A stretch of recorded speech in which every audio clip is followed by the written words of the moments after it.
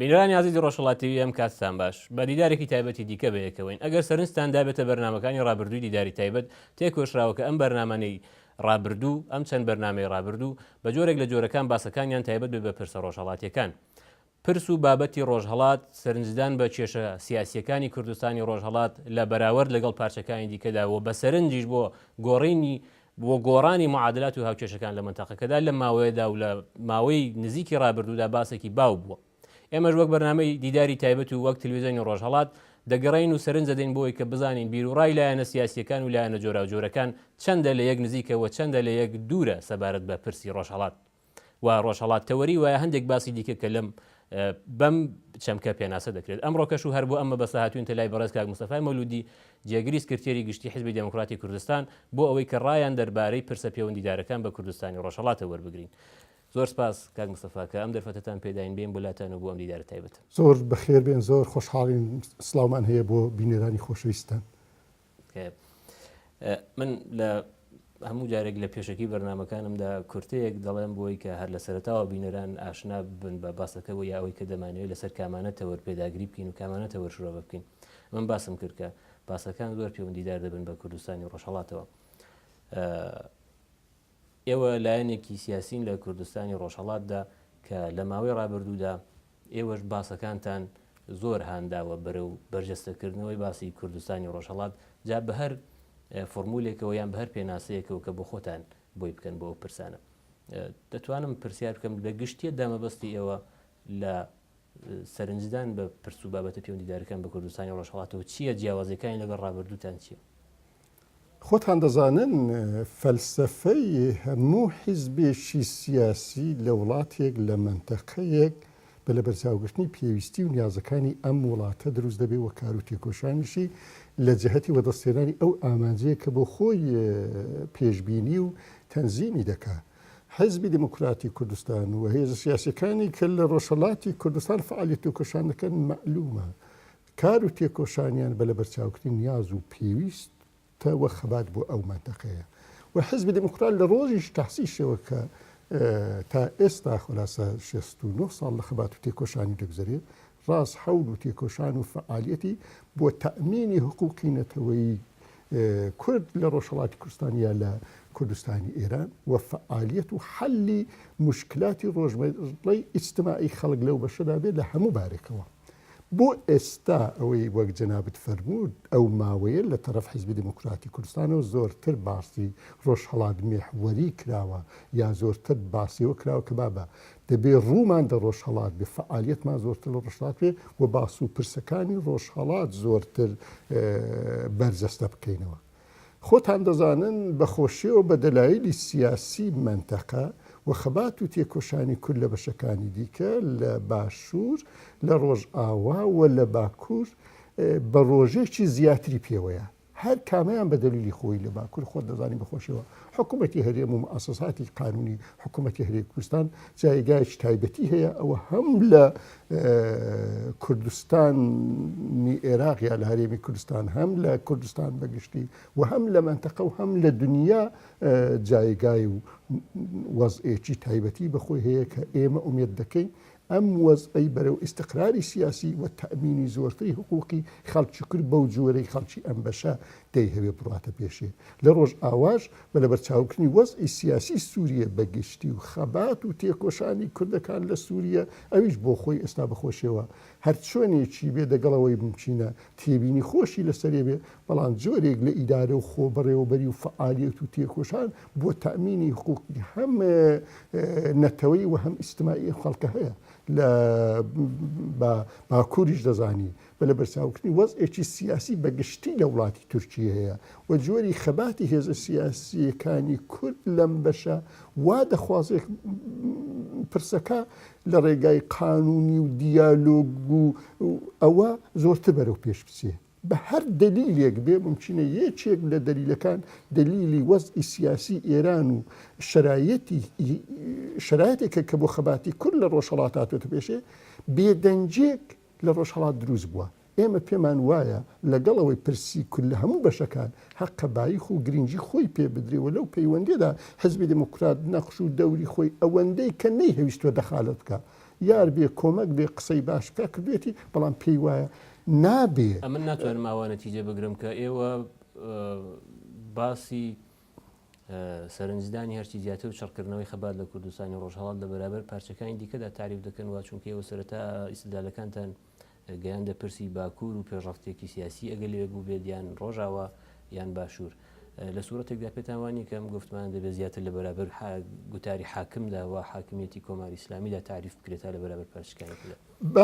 با ئەوەی جەنابەت دەفەرمووی دروستە بەڵام من بۆ بەحسێک دەکەم واقعەوەیە بە جۆری لەکان قەزیەی کورد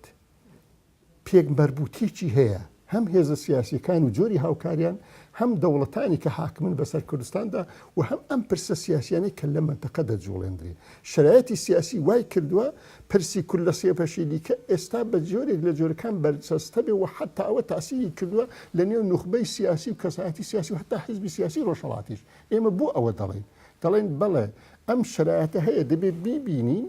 ڕێزشی بۆ بکرین بەڵام نابێ پرسی واقعی خۆمان کە وەزیفە و ئەرچی ئێمە لە ڕۆژهەڵات ئەومان لەبیر بچێتەوە یعنی زەخکردنەوەی باسکردنەوەی ڕاستی باسخانێکی دیکەی ئەرکەکانە دەنا ئەرچی ئەساسی حیزبی دموکرات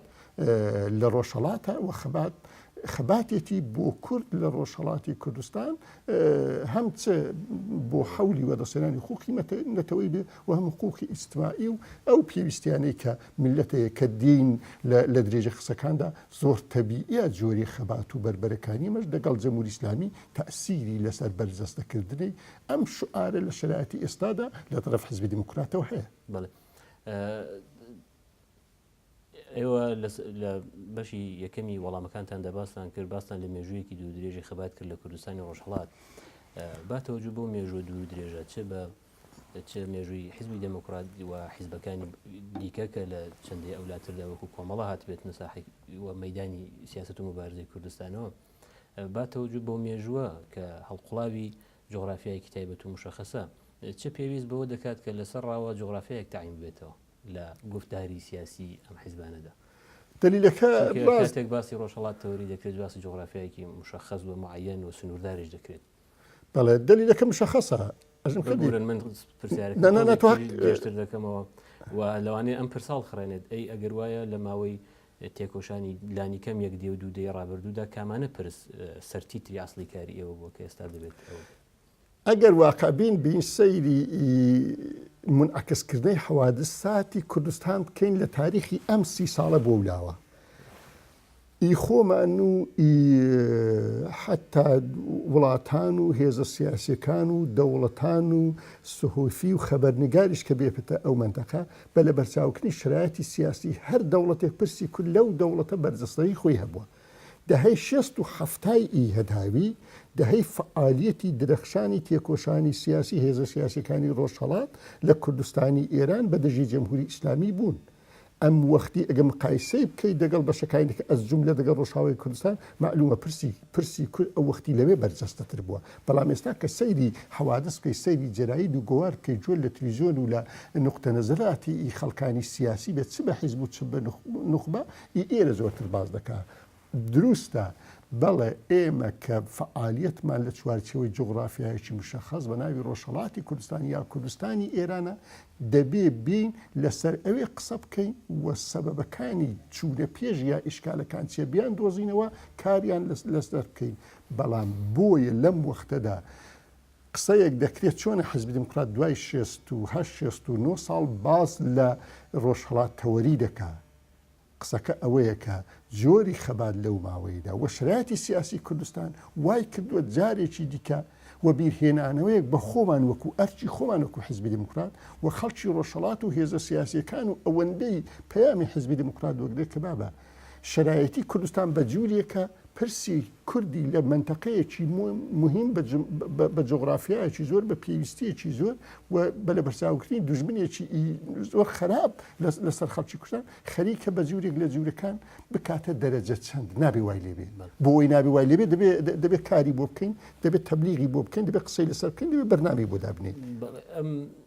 پرسی بەرژەوەندەکان چەندە تعریفی ئەم هەڵوێستانە دەکات دیارە من لەگەڵ کەسانی دیکەش کە وتوێژم کردووە دقیقەن هەرم پرسیارە مەترح کردووە پرسی بەرژەوەندیەکان چەندە تعریف یا چەندە ساپۆرتی ئەم نەزەرانە دەکات دەربارەی مەبەستم لە بەرژەوەندەکان بەرژەوەندی پارچەکانە. ئایا ئێوە ئەمە واکۆنشێک و کاردانەوەیە کە بە پژوێ خست کەوتنی کوردی ڕۆژهەڵات و پرسی کوردی ڕۆژهەڵات لەلایەن پارچەکانی دیکە زل حیزبەکان و هێزەکانی پارچەکانی دیکەوە لەم ڕوانگەیەوە تعریفێکەیە بۆ ئێمە وەکو حزبی دموکراتی کوردستان معلومە بە لە بەرچاوکردنی قسەی هێزە سیاسیەکانی بەشەکانی دیکە لەسەر ڕۆژهەڵاتی کوردستان تێبینی و نەزەری خۆمانمان هەیە وەک توشمانە هێزە سیاسیەکانی کوردستان بەگشتی دەتوانن یاریدە و کۆمەژی بەشەکانی دیکە بن بەڵام نابێت دەخالت دە ئوموری داخلی ئەم بەشەدا بکەن چون پێمان وایە بە دەلایلی جۆرا-جۆری سیاسی و تەئسیراتی قەزیەی سیاسی لەسەر یەکتر وێ دەچێت قەزیەی کولە و بەشە پێچیدەترکە یا بەنسبەت مەسەلەن ئەس جملە مەسەلەن وەکو هەرێمی کوردستان پێمان وایە هەرێمی کوردستان لە موقعیەتێکی باشی وادا هەیە دەتوانی یاریدە دەرێکی باش بێ بۆ چوونە پێش بە هیچ وەسیلێک پێمان وانێ هەرێمی کوردستان دەخالەتی کردووە بەڵام لامان وایە هەرێمی کوردستان دەتوانێت یاریدە دەرێکی مناسبتر بێ بۆ ئەم یاریدە دەرێت لەم بارەیەوە ئێمە ئەرزمان کردن هەرێمی کوردستان و شرایەتی هەرێمیشتان بە جۆرێک لە جۆرەکان وچین حتا لێو حزبی دموکراتدا ڕۆژێ ئەوەندەی خەڵک متالعەی هەرێمی کوردستان و وەزعی هەرێمی کوردستان و قسەی مەسئولینی هەرێمی کوردستان بکەن ئەوەندە نەپڕژێتە سەر ڕۆژهەڵات کوردستان دەمان هەوێت دخالەتەکە کەنسێل دەکەنەوە ینی دخالت وجودی نییە ئەوە فقط نەمە ئەرزمان کردین جۆری من ئەرزم کردی نەمکرد کەس دەخالت کردە دەڵێم حزبی دموکرات مەوازعی وایە کە یاریدە و کۆمەگ و قسەی خێر بەڕەوا دەزانێ دەخالت بە ناڕەوا دەزانێ و دەڵێم هەرێمی کوردستان لەو شرایەتەدا بە جۆرێکە دەتوانێت یاریدە دەربێ بەڵام ئەو یاریدە دەرێ وابێ هەم موقعی سیاسی و شرایەتی پەیوەندی و ارتباتی خۆی ڕعایەت بکە و هەم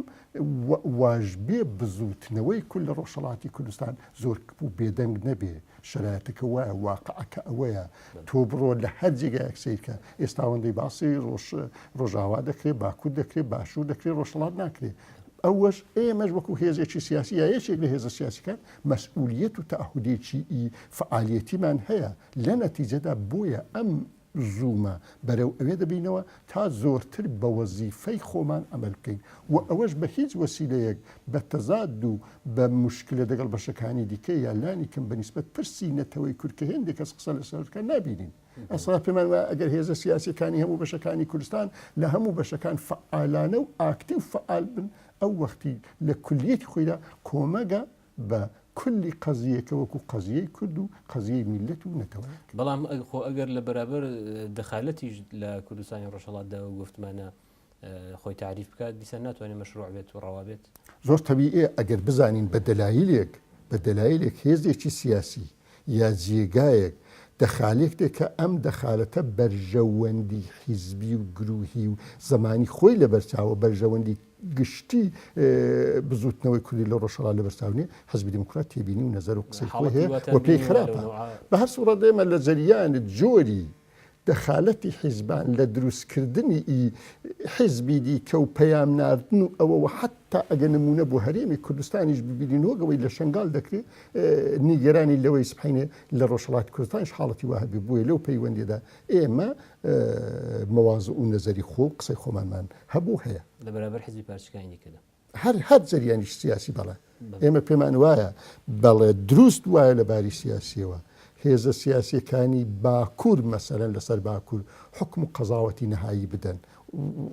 لەگەڵ خەڵکی وە بە لە بەرچاوکردنی قازانج و بەرژەوەندی و شرایەتی سیاسی و ئەم حەقە لە ڕۆژهەڵات بۆ هێزی سیاسی ڕۆژهەڵاتی کوردستان بەنسبەت ئەحزابێکی وەکو کۆمەڵی شۆڕژێڕی زەحمەتکێشانی کوردستانی ئێرانیان دەنا حیزبی دموکراتی کوردستانی ئێرانەوە ئێوە کەمتر ڕەخنەگری دەخالەتەکان بوون لە ماوەی ڕابردوودا مەسەلەن بۆ وێنە ئێوە یەکێک لە یەکەم حیزبەکان بوون کە بۆ وێنە لەگەڵ پارتی کرێکارانی کوردستان پێکاکە هەمووشتان کردەوە کەمتر منتەقدی چەشنێک لە دەخالەتی ئەوان بوون لە کوردستانی ڕۆژهەڵاتدا ئەم هەڵوێستەی ئێستاتان دژایەتی و هەڵوێستانی ئەو دەنتانە نامە ئەوەی من ئەرزم کردی ینی مەوزەیەکی سیاسی و ڕسمی و ئێلامشدەی حزبی دموکراتە حزبی دموکراتی کوردستان لە ژیانی سیاسی خۆیدا هەمیشە دایم بۆ پێی وا بووە دەخالەتی هێزە سیاسیەکان لە بەشەکانی دیکەدا یارمەتی دەر نییە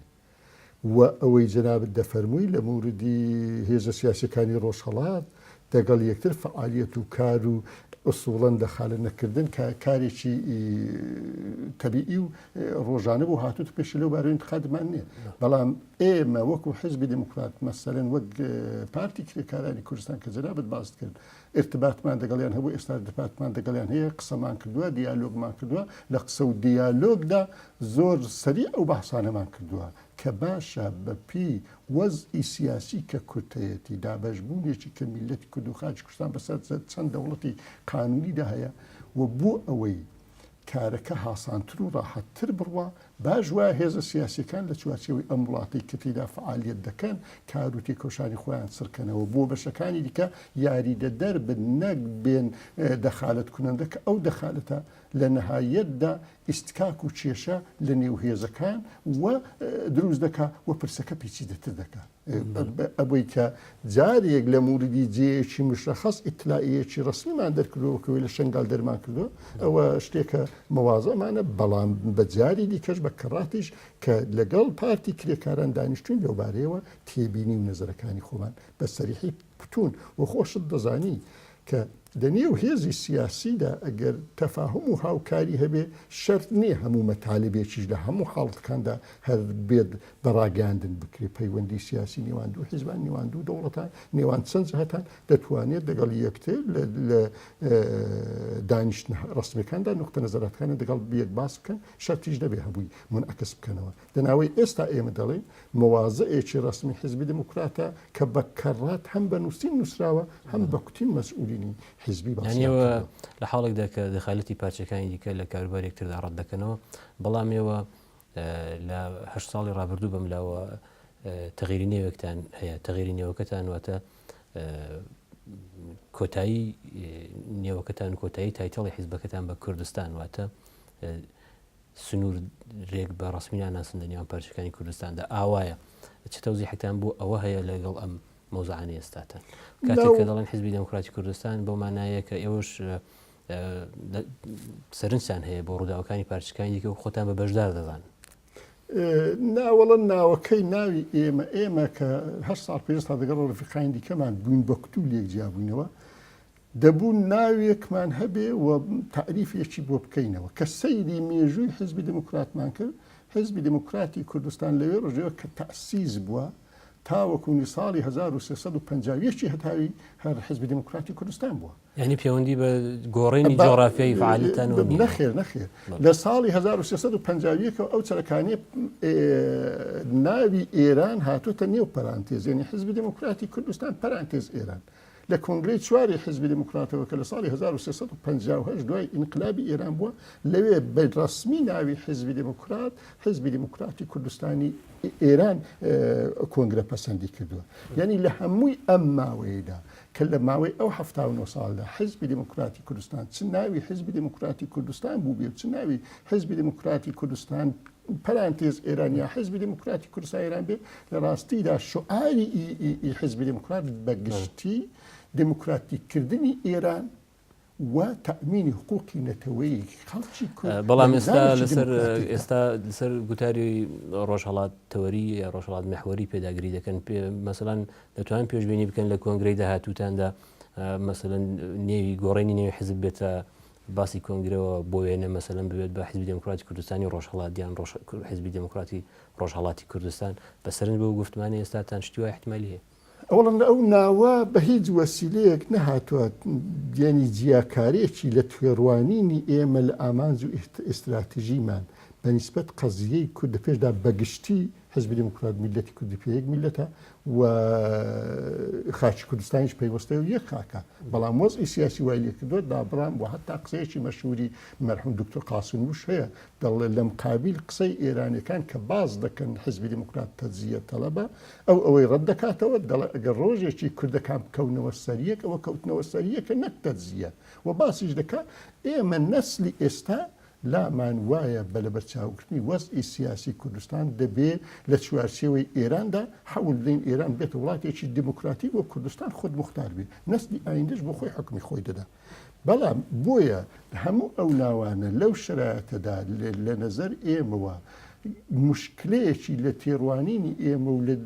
دیاریکردنی تاکتیک و لە ئەهدافی ئێمە دروست نەکردووە. ئەسڵ ئەوەیە فەلسەفە و وجودی حزبی دموکراتی کوردستان ئەوەی ئێستا کانێن فعالتان دەکەین ئەوەیە دەیهەوێت لە چوارچێوەی ئێراندا ئێرانێکی فدراتی ینی باوەڕتان بەوەیە کە بەشی میلەتی کورد بە حەقی حقوقی نەتەوەی خۆی پرۆسەی سیاسی کوردستانی ڕۆژهەڵات بەشێکشی گرێدراوە بە چارەنووسی سیاسی لە تاران و لە ئاستی سەرتاسەریدا ئەمە ئێوە دەتانێت ئەوە بەڵێتەوە وایە وەلاشم وایە جوای پرسیارەکەی کەس بەڕۆن بۆ نام پێم وایە کۆنگرەی داهاتووی ئێمە وەکو حزبی دموکراتی کوردستان مشکلەیەکی دەگەڵ ناوەکەنێ لەگەڵەوەی بەڵێ باسی ڕۆژهەڵات محوەری دەکا و دەهەیە فعالیەت و تێکۆشانی لە هەر بارێکەوە زۆرتر لە ڕۆژهەڵات سرکاتەوە و ڕووی دەنیزام و دەرحاکمیەتی ئێران بکە و لە خەڵکی کول لە ڕۆژهەڵات کۆمەک وەرگێ بۆ کار بۆ فعالیەت بۆ چوونە پێش و بۆ خۆ بە هێزکردن. کاک مستەفا کاتی بەڕاگەیاندنی بوونی پرسی بابەت و گوتاری ڕۆژهەڵات تەوەریان ڕۆژهەڵات محوەری لەلایەن ئێوە کۆمەڵی شۆڕژێرەوە لەبەر حاڵی زمانی فاسلەیەکی وای نییە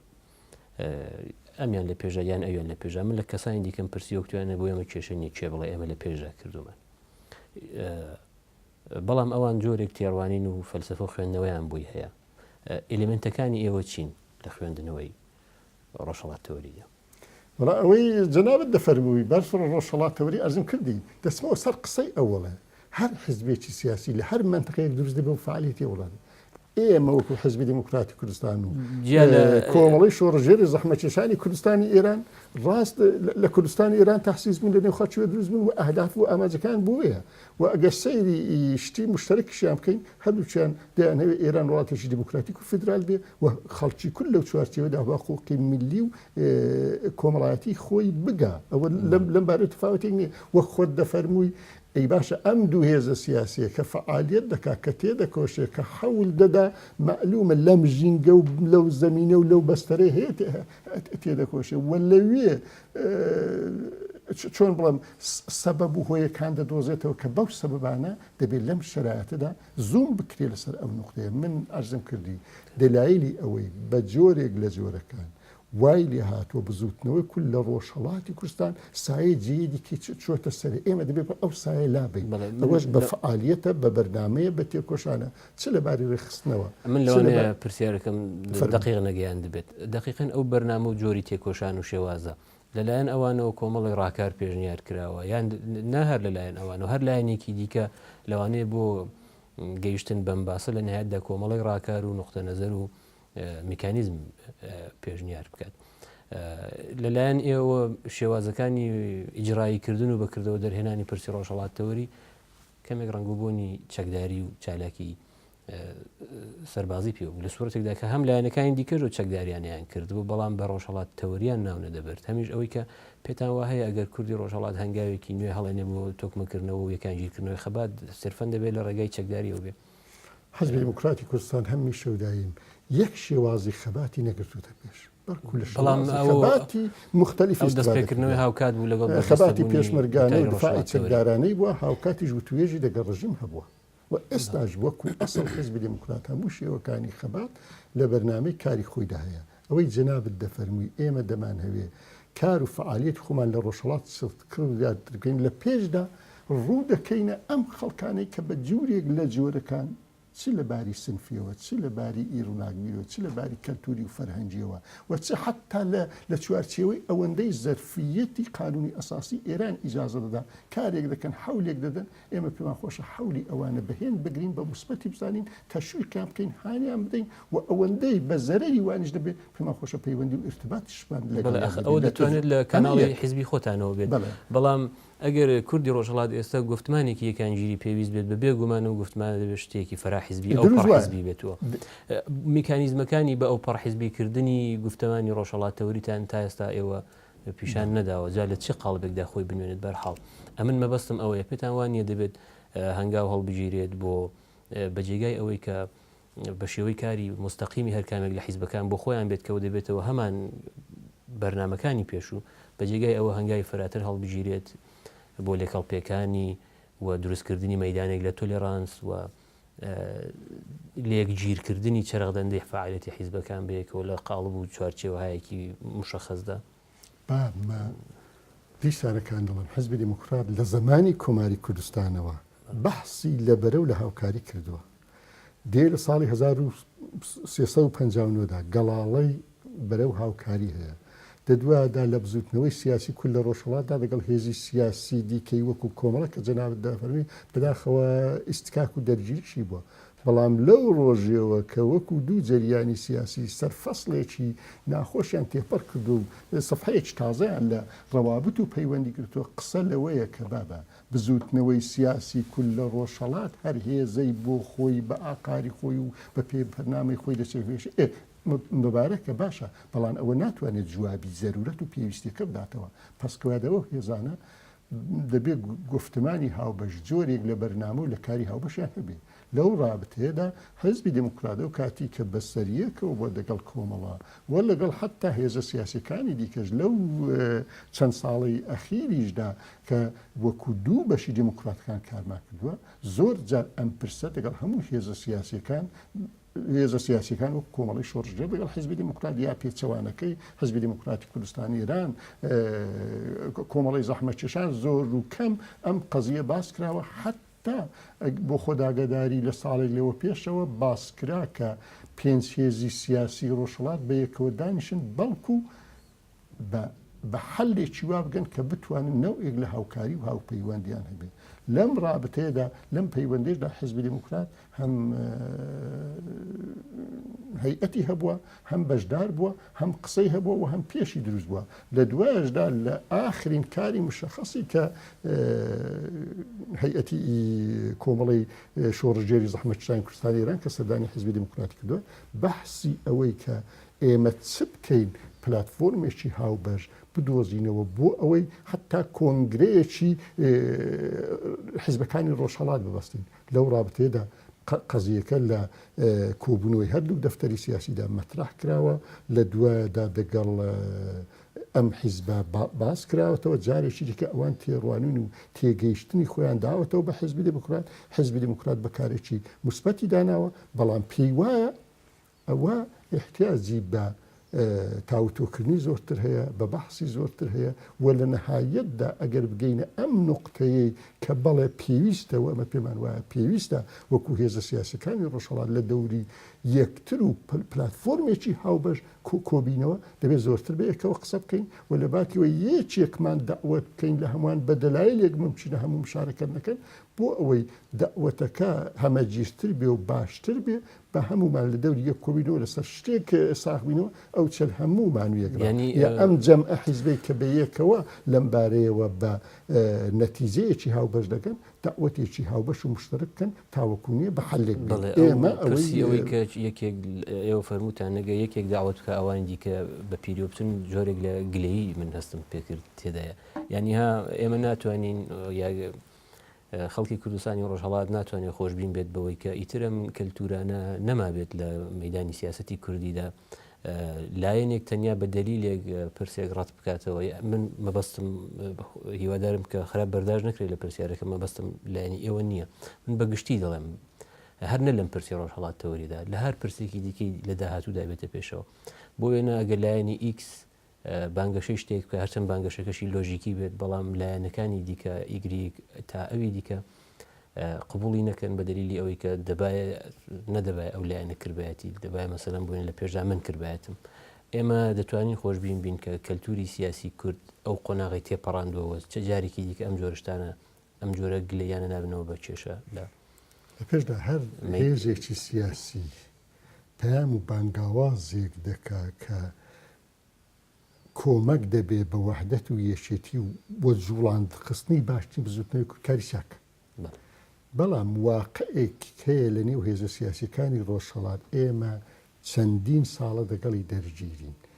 ئەگەر هەر کاممان بەتەنێ پەیامێکماندا بێ ئەگەر نێتیش باش بێ بەرنامەشی باش بێ تێڕوانین و داهاتوشی باش بێ بەڵام مادام پرس و مەشورەت و لێک تێگەیشتنی تەواو نەبووە بە جوورێک لە جۆرەکان پێشوازی هەر نەکراوە نامە ئەم ئیقدامی ئەم کەڕەتەی بە ئیقدامێکی باش دەزانین بەڵام لامان وایە بۆی ئەم ئیقدامە باشە نەتیجەی باشتری هەبێت دەبێت زۆرتر بە یەکەوە قسە بکەین و لەو زۆرتر بە یەکەوە قسە بکەین لە باکیەوەی یەک وەکو حیزبی دموکرات یەک وەکو کۆمەڵی شۆڕژێڕی زەحمەتکێشانی کوردستان بێ داوەتێک بکات بە دوان بە چەندان بە چواران بە پێنجان داوەت بکەین تاوەکوونێ هەم مادام داوەتمان کردو تاهود و مەسئولیەتەکە دروستوە و ئەو چەلەکانی مشی نەگەر یەک بە دەلایلی شرایەتی سیاسی کۆمەڵە یا شرایەتی سیاسی دموکراتەکان وایە تەعنێکی هەیە ڕاوەستانێکی هەیە ئەدەوێت ئەو دموکرات دەگەر هاوکاریم هەبێ دەگەڵ دموکراتکە تەعاملم چۆن دەبێت یا پێچەوانەکەی ئەم بەشی کۆمەڵەیە ئەمە حزبی سیاسی بە جوورێک لە جۆرەکانی ئێستا بە ناوی کۆمەڵە فعالیت دەکات یعنی ئەم دابڕان و ئەم لەدبوونانە بە جۆرێک لە جۆرەکان ئەم مشکلاتانەی دروست کردو ئێمە پێمان وایە بۆی دەبێت ئەم مشکلاتانە کەم بنەوە و بەوەخە زۆر دانیشین دەگەڵ یەکتر زۆرتر قسە بکەین تاوەکو نییە لە ئەلفەوە تایە چۆن لێک حاڵی دەبین و چۆن دەست بە پرۆسەیە بکەین کە ئەو پرۆسە لە نەهایەتدا شتێکی جەمعی و گروهی لێ دەکەوێتەوە بۆیە لەم پەیوەندیدا پێمان وایە ئەم پرسوود و دیالۆگە باشە و بە قازانجە یعنی دەنا ئیقدامی باشی جریانێکی سیاسی ئیقدامێکی مثبەتە بەڵام ئەمە بۆەوەی نەتیجەی بێ لامان وایە دەبێت بە جەمعێکی زۆرتر کاری هەرەوەزی و دەستە جەمی بکەین تاوەکو نەتیجەی باشتر بدە. بەڵێ کاک مستەفا پێتان وانە بەشێک لە ئەرکی گفتمانێکی ڕۆژهەڵاتەوە ڕۆژهەڵات محور کە ئێستا باسی هەیە کاردانەوەیە کە بەوەی کە چەشنێک لە ناومێدی من لەوانەیە ئەو قسەیە بۆ خۆم پێم وایە ڕێیەک لە واقعبینی تێدایە چەشنێک لە ناومێدی بە نیسبەت یەکگرتنەوەی حیزبەکانەوە هەیە و خودی ئەم پرسی ڕۆژهەڵاتەوەریە کاردانەوەیە کە بەوەی بەو یەک نەگرتنەوانە بەو تعبیر و تەرجەمەیە کە ئەگەر یەکیش ناگرنەوە بە هەر تایتڵ و عنوانێکەوە بێت دەتوانن یا چاوەڕوانی و تەوەقعەکە ئەوەیە کە لە دەوری بازنەیەکی فراگیر و گشتگیردا کۆ ببنەوە مەبەستم ئەوەیە کە وا باشتر نییە کە پرسێکی ڕۆژهەڵاتەوە گرێ نەدرێت بە یەکگرتن و یەک نەگرتنەوەی حیزبەکانەوە حوادثی سیاسی نیە و حیزبەکان و دەوروبەری حیزبەکان لەسەر حیزبەکان تەسیردادنێ چون لەوانەیە زۆر تاخیر بێ بەڵێ تۆ ناتوانی بڵێ لێکداڕانی کۆمەڵەکان تەسیری لەسەر تەیفی کۆمەڵە و ئەوانەی لە دەوری کۆمەڵە نەکردبێ وەیا دیموکراتەکان بەیەکەوە نەخێت جاو چەل دیموکراتێک بە تەنێ تێڕوانی لەسەر کۆمەڵە یا کۆمەڵە تێڕوانی لەسەر دیموکرات یا چەند دیموکرات وە لە نەهایەتدا ئەمن ناڵێم ناومێدی بەڵام ڕاستی لەدبوون و دابڕانی هێزە سیاسەکانی ڕۆژهەڵات بۆ ئەم خەڵکانی کە لە دوورەوە سەیری بزوتنەوەی سیاسی ڕۆژهەڵات دەکەن وەکو شتێکی مثبت نابینێ وەکو شتێکی منفی دەیبینێ و شتە منفیە تەسیریش لەسەر حاڵەتەکان دەکات ئەمن پێم وایە خۆلاسە ئەوەی کە باز لە بەرەیەک دەکەی ئەگەر قرار بێ مەسەلەن بگەڕێنەوە بۆ 19 ساڵ پێش ئێستا هەموو کۆمەڵەکان کە بەسەریەک بوون یا دیموکراتەکان بەسەریەک بوون ئەو وەختی دوو کۆمەڵە و دوو دیموکرات لەسەر پرسێکی وەکو بەرەی کوردستانی یا کۆنگرێ ڕۆژهەڵاتی کوردستان دەیتوانی هاسانتر قسە بکات بە نەتیجە بگات بەڵام ئێستا کارێ دەبێت دەگەڵ لانی کەم 3 تا چەند تەیفی کۆمەڵە قسە بکات دەگەڵ دوو لانی کەم دوو تەیفی دیموکرات قسە و ئەوەش بۆ خۆی جاوچل هێندێک شتی ڕوحی ڕەوانیشی هەیە بەڕسمی دەناسم بەڕسمی داناسم دەگەڵی دادەنیشم دەگەڵی داناشم ئەوانە هەموو تەخیل دەکات بۆیە لەدبوون و جیابوونەوەی هێزەکانی ڕۆژهەڵات لە نێو کۆمەڵە و دیموکرات ئەم تەسیرەی کردووە بەڵام هێزی سیاسی خۆ ناتوانێت ڕاوەستێ و معتەل بێ بۆیە دەبخۆشی لە موری جۆری فعالیت و تێکۆشانی وەکو حیزب و وەکو خۆی دەبێت بەرنامەی هەبێت چ بەرنامەی سیاسی و تەبلیغی و دیپلۆماسیە چ بەرنامەی فعالیت و تێکۆشانی جۆرا و جۆری ناوخۆی وڵاتە بەڵام ئەی باشە دەبێت فکر لە کاری گروهی و جەمعیش بکاتەوە چون کاری سیاسی مە لە ڕۆژهەڵات پێویستی گروهی و جەمعی دەوێت مناڵم هەر کەسێکار هێزێک دەیڵێ باشە بەڵام بۆی نەتیجەی کارێکی باش وەدەستبێنین دەبێت بە هەمووان لەو هەرەوەزە و لەو گشتگیریدا بەشدار بین. کاک مستەفا بەو بەحسانی کە هەتا ئێرەکرایەوە باز لە کاری هەرەوەزی دەسە جەمعی باس من ڕەشببینیم نەبینی لە قسەکانتانداوە ئێوە ئایا گەشتبینن بەوەی کە ئەو تەوەقعی خەڵک بەجێ بێت و لە نهایەتدا ئەحزاب و لایەن و هێزە سیاسیەکانی کوردستانی ڕۆژهەڵات سەر ڕای هەر کێشەیەکی کە بوو بێت وەکوانی ئەو باستان کرد کە من پێم وایە مناسباتی دەوری ڕابردووشیان زۆر خاڵی مثبەتی تێدا بوو بۆی کە دەکرێت بێکەوە دابنیشن دانیشتنیان کرد یەکتر بینین هەموو شتێکی وایە ئەو تەوەقع بەجێ بێت کە لە نهایەتدا ئەم هێزە سیاسیانە لە دەورێک کۆ ببنەوەەوە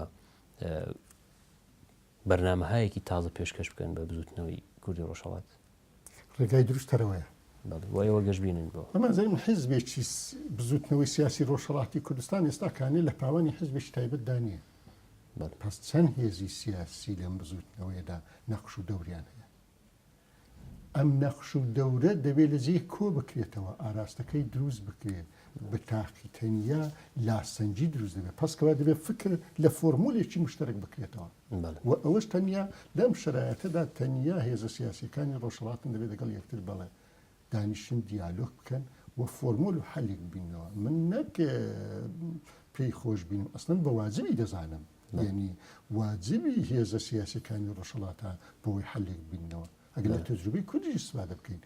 هەرێمی کوردستان پێش ئەوەی دوایینەوە دویە کاتنەوە بەرەی کوردستانیان پێکێنا ممکن لە بەرای کوردستان کەمێکیشان بە پەلە پێکێنا هەموو بنج و بنەوانی قەزیەکەشیان نەشیلا بوو ئێستا فراغەت و دەوریشمان باشێ بەڵام بەرە کۆمەچی کرد ئەم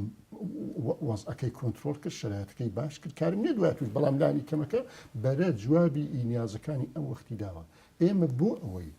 بتوانین یەک حتا لە پەیوەندی لەگەڵ هێندێک قەزیە کە پێمان وایە ڕۆژهەڵاتی کوردستان و پراوێز خراوە پسکوایە بە تاقیتەنی هێزێکی سیاسی ممکن نتوانێت شرایەتە بگۆڕێت بەڵام هەموما بەیەکەوە دەتوانی بیگۆڕین یا زۆرمان بێت دەتوانین بیگۆڕین ئێ باشە ئەگەر بمان هەوێ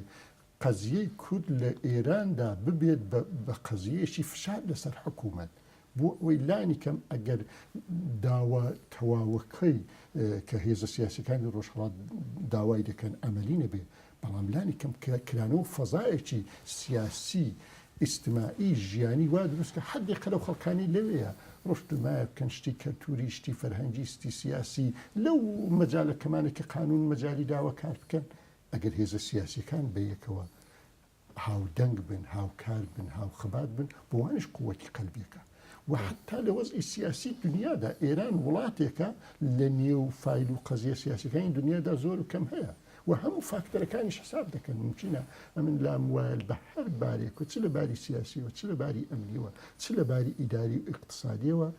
یعنی ناکرێت کەسێک مەلەفی ئێران متالعە بکە مەلەفی کورد نەبینی ئەگەر مەلەفی کورد زمانی حاڵێکی کورد وەکو بەرێک وەکو جەمعێک بەیەکەوە ببینێ بڵێ ئەوە زمانی حاڵی کوردە لە ڕۆژهەڵات سم قسەی لەگەڵ دەکەم قەتعاً وەکو فاکتەرێکی بەهێزتری دەبینێ تا بڵێ دەچم لەگەڵ دموکراتی بە ئێرانەوە یا با ئێران قسە دەکەم یا دەگەڵ کۆمەڵی کە هەموو شتەکە یەکە لە ناودا کەمێک تەغیری بۆ خۆی دروست کردو بۆی بناسرێتەوە یا پێناسە بکرێت پسستان لە نەتیجە دەگرن تێنەگەشتم من لەوەی کە فەرموتان هەموو شتەکانیان یانی کوێیەکە سەیری تەیفی کۆمەڵە دەکەم کۆمەڵی زەحمەتکێشان لەگەڵ کۆمەڵی شۆڕژێر و زەحمەتکێشان زۆر تەبیعیە ممکنە لە مدیریەت و ئیدارە و تێڕوانی بەنسبەتەوە بۆ خۆی تەفاوەتی خۆی هەبێ هەر تەفاوتەژەوەی دروستکردەمە کاری بوونێ بەڵام لە کولیەتی خۆیدا ئەمن مشترکاتەکە زۆرتر دەبینیم ئەم مشترکاتە بە من دەڵێ زەروریە بۆ ئەوەی ئێمە لە دەوری یەک کۆبینەوەکو چەند حزب لە پلاتفۆرمێکی هاوبەشدا ناوەکەشی چ لێدنی مهم ئەوەیە ببێت بە زمانێکی هاوبەش مهم نیە نێوی کۆنگرەی ڕۆژهەڵات بێت بەرە بێت هەرچی بێت هەر لایەنێکی کە هەر پێشنیارێکی هەبێت مهم ئەوەیە کێشەکە لە ناوەکەدا نییە کێشەکە لە جەوهەر و لە جەمعەکە و لە نیەت و لە ئامانجەکەیدا من بەسەرنج بۆ ئەو کاتانەی کە ئەو هاوڕیانی پشت کامێرەکان پێم ئیشارە دەکەن من پرسیارەکەم چڕ دەکەمەوە بەرپەرچدانەوەی دەستێوەردانی کۆماری ئیسلامی لە پارچەکانی کوردستان یان هاوتەریبوونی بەرژەوەندیەکانی کۆماری ئیسلامی لەگەڵ بەرژەوەندی زلحیزبەکانی پارچەکانی دیکە و هەروەها تەوتە ئەو پیلانەکانی کۆماری ئیسلامی بۆ گۆڕینی کەلتوری سیاسی کوردستانی ڕۆژهەڵات و لە نهایەتدا تەغیری جەهەتدان بە ئینێڕژی کوردی ڕۆژهەڵات لە ڕاستای منفعەتەکانی خۆیدا. ئەمانە لە خوێندنەوەکانی ئێوەدا جێگای هەبووە بۆ مەترحکردن و گەڕانەوە سەر بابەتی ڕۆژهەڵات و هۆشیاری بەخشی لەم پێناوەدا. من لە شوێنەکانی دیکە لەگەڵ کەسانی نوخبە یان تەنانەت بێلایەن تەنانەت کەسانی ناوخۆ بەحسم کردووە، زۆر لەسەر و پێداگیریان کردووە کە دەبێت ئەم خاڵە لە خاڵە جەوهەریەکانی گوتاری ڕۆژهەڵات تەوەربێت. ئێوە چۆن دەخوێننەوە؟ تەواو دەگەڕایەکە تەمە بە تایبەتەوەی کە دەڵێ خەڵکانی سیاسی دیکە یان نوخبە لەو بارەوە قسەیان کردووە. ئێران وڵاتێکی مهمە لە منتەقەدا و نیزامەکەشی بە جوورێک لە جوورەکان بە بەرنامە و بە دەخالەتی و بەرژەوەندەکان و شرایەتی سیاسی زۆر هاتووتە نێو قەزیانەی ئەو منتەقەیە کە قەزیی مەشی تێدا زۆر و کەم دیارە. لەگەڵ لە عێراق ئێمە زۆر و کەم وەزی عێراق بێتەسیر نیە لەسەر ئێمە لە هەرێمی کوردستان و شرایەتی سیاسی بەرژەوەندی و پەیوەندی سیاسی ڕەوابەتی ئیقتصادی و درێژخایەنی ئەم سراحانەی کە بە جوورێک لە نێوان شیعە و سوننە و داعش و بربەرەکانی و سووریە و لوبنان و عێراق و خلاصە هەموو قەزیانە کە خەڵکەوە سەریەک ئێران بە جۆرێک لە جۆرەکان ڕاستەکە یەکێک لە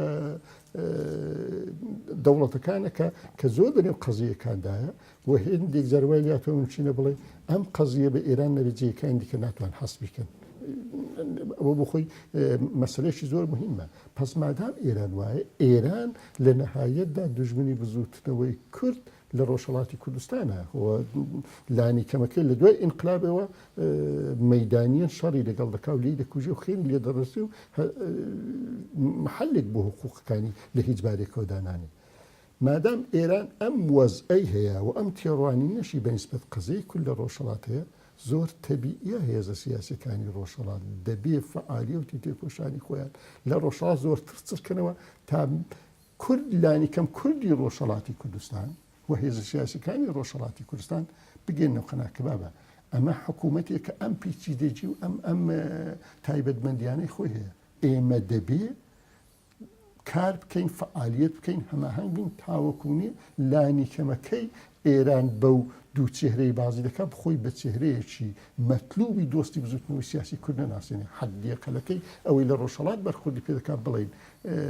کورد لە هەموو بەشەکان هێزە سیاسیەکان ئێران ئەوە ماهیەتێتی تۆ ڕەوایە ڕابطەی سیاسی، ڕەوایە ڕابطەی اقتصادی، ڕەوایە پەیوەندی وهاتوش و دیالۆگ، ڕەوایە حیساب بۆ بەرژەوەندەکانی خۆشت پێی. بەڵام ئەم نظامەی کە هیچ حقوقێک حتا حقوقی شەهروەندیش بە معنای واقعی کەلیمە لە ئێران بۆ کورد لە ڕۆژهەڵاتدا وەک پێویست نابینیە. ئیدێ تۆش بە ناجی و ڕزگاریدەری میلەتەکەی وە حەسمی هەموو قەزیەکانی لە منتەقە مەزانە وەگلەیە لە حیزبی پەرچەکانی زۆر تەبیعیە وای ببینە کە بابە بەرژەوەندی و ڕابطەی سیاسی ڕەوایە، بەڵام لەو لایەش نیزامێکە حاکمە بەسەر بەشێکی زۆری کوردستاندا کە حقوقی بی پێشێل دەکات. پس بۆیە هێزە سیاسیەکانی ڕۆژهەڵات دەبێ فعال بن، دەبێ هاوکار بن و دەبێ ئەو پەیامانش هەم بە خەڵکی خۆیان لە ڕۆژهەڵات و هەم بە هێزە سیاسیەکان لەو بەشەکان بدەن کە ئێران چ نظامێکە ئەم شناختە واقعی هەیەە منعکسی کەنەوە هەم بۆ خەڵکەکەیان هەم بۆ حیزب و دەوڵەت و